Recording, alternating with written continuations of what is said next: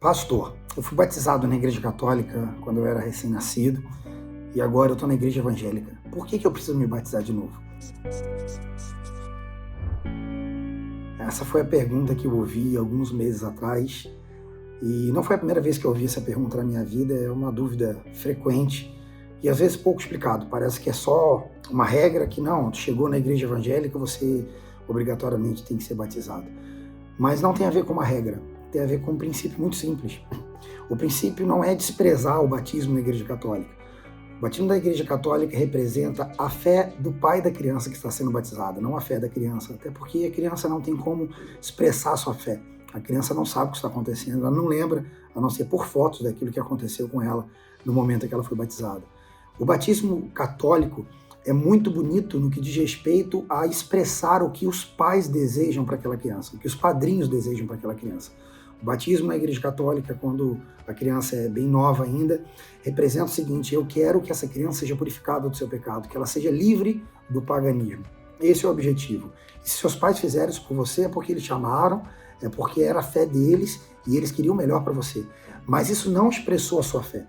Agora, a maneira como nós, uma igreja protestante, uma igreja evangélica, eu posso dizer assim, crê no batismo, não é baseado nisso, é baseado no que a Bíblia nos ensina em Mateus, no capítulo 3, do versículo 1 até o versículo 6. Eu quero compartilhar isso contigo. O texto diz assim: naqueles dias surgiu João Batista pregando no deserto da Judéia. Ele dizia: se arrependam, pois o reino dos céus está próximo. Este é aquele que foi anunciado pelo profeta Isaías. Ele está falando dele mesmo aqui agora. Vós, o que clama no deserto, preparem o caminho para o Senhor. Façam veredas retas para ele. As roupas de João Batista eram feitas de peles de camelo e ele usava um cinto de couro na cintura. O seu alimento era gafanhotos e mel silvestre. A ele vinha gente de toda Jerusalém, de toda a Judéia e de toda a região ao redor do Jordão. Confessando os seus pecados, eram batizados por ele no Rio Jordão.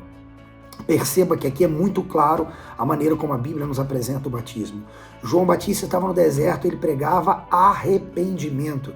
Arrependam-se, porque é chegado o reino dos céus. E a Bíblia diz que as pessoas vinham a ele arrependidas, que eles tinham acabado de ouvir essa mensagem, confessavam seus pecados e eram batizadas por ele.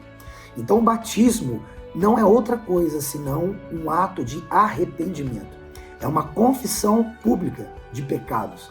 Alguém que deseja o batismo, alguém que se batiza, ela faz isso porque ela entendeu que está em pecado, ela se arrependeu por isso e agora ela está querendo viver uma nova vida. É por isso que a gente pede para que alguém que chega na fase adulta ou a partir das suas plenas faculdades mentais, a gente costuma dar a idade de 12, 13, 14 anos, mas isso varia muito, porque não tem a ver com a idade, tem a ver com o entendimento da pessoa. A gente pede que se batize novamente, por quê? Porque quando você era criança, seus pais te batizaram. Agora não. Agora é uma iniciativa tua. É uma decisão individual. Agora no batismo você vai dizer: eu conhecia Jesus, eu sei que eu era um pecador, eu me arrependo disso e eu quero confessar publicamente que eu quero ser uma nova criatura, eu quero ser um discípulo de Jesus. Então é por isso que nós batizamos de novo na igreja católica, na igreja evangélica. Entenda uma coisa aqui que é muito importante. A gente não se batiza para purificar do pecado. As águas do batismo não servem para te lavar do pecado. O batismo é um ato de fé e é um ritual que representa algo que acontece na tua vida. A palavra baptizo, que vem do grego, significa submergir. Então, quando nós colocamos alguém na água e tiramos, isso é um símbolo. Não quer dizer que acontece de verdade, que naquele momento a pessoa foi lavada, purificada do seu pecado, mas é o símbolo de que ela morreu e ela nasceu novamente com Cristo. Então entenda que o batismo não é para te purificar do pecado. Por isso que você não precisa se batizar mais de uma vez. Porque se o batismo, as águas do batismo fosse para te purificar do pecado, você teria que se batizar todas as vezes que você cometesse um pecado. Nossa, hoje eu pensei mal dos meus pais, eu vou me batizar de novo. Acabei de cobiçar o carro do meu vizinho, eu vou ter que me batizar de novo. Nossa, eu contei uma mentira porque eu cheguei tarde hoje no trabalho. Então você vai ter que se batizar todo dia. Não, o batismo não é para isso. O batismo é um ato único, sim, de fato, há um só batismo. E o batismo bíblico representa a sua confissão dos pecados. Então entenda, a gente não está jogando a fé católica no lixo, a gente não está dizendo que o que você fez foi errado, foi pecado, que tem um espírito imundo na sua vida, de maneira nenhuma. A única coisa que nós estamos dizendo é assim: um dia decidiram por você, agora é importante que você decida por Cristo. Jesus disse que aquele que crer e for batizado será salvo, porque o batismo é indispensável na fé cristã. E para concluir esse tempo aqui, eu quero te fazer entender que que o batismo não é o fim da caminhada, é o início dela.